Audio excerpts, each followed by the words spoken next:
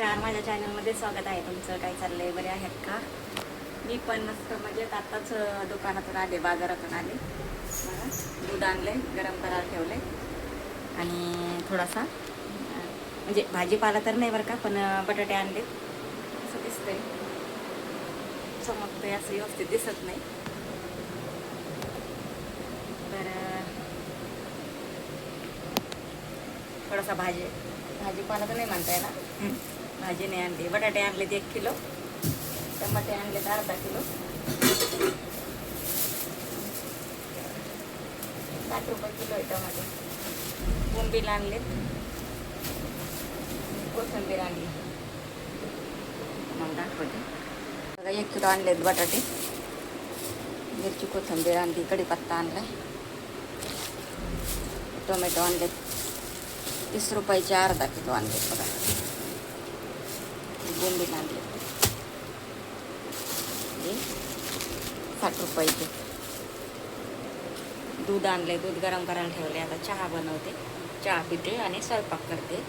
तर डाळ भात टाकते आता शिजायला इकडं. आणि बोंबिलचं आपण कांदा टाकून, म्हणजे कांदा टोमॅटो टाकून आपण सुक्कं बनवणार आहे. बोंबलाचं सुक्कं कालवण बनवणार आहोत. तर चला, मी आता डाळ भात टाकते शिजायला. डाळ टाकली शिजायला, दूध गरम झालं आहे. इकडे चहा पण तयार झाला आहे बघा, मस्तपैकी.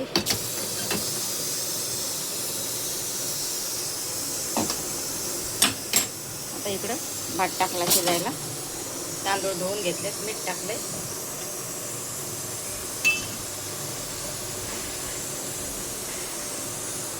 चहा प्यायला या.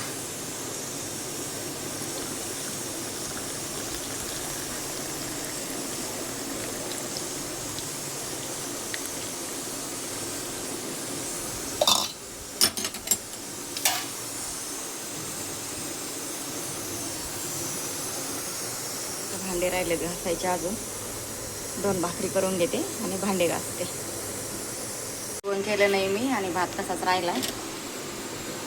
त्याच्यामुळे आता हा भात थोडासा कांदा मिरची टाकून, कोथिंबीर कढीपत्ता शेंगदाणे टाकून थोडंसं मी फ्राय करते. आता चहा पिऊन घेते अगोदर. तुरीची डाळ बनवली आहे मस्तपैकी अशी, कोथिंबीर टाकली आहे वरून. इकडे भात होतोय तयार.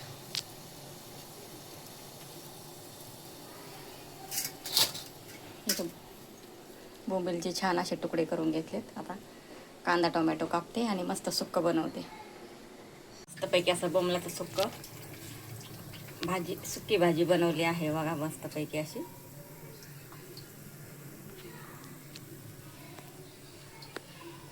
आता भाकरी करून घेते. झाला आहे मस्तपैकी. आता एवढ्यात भांडे राहिले घासायचं, पाणी देत. आता येईल पाणी थोड्या वेळाने, आता नंतर भांडे घालते.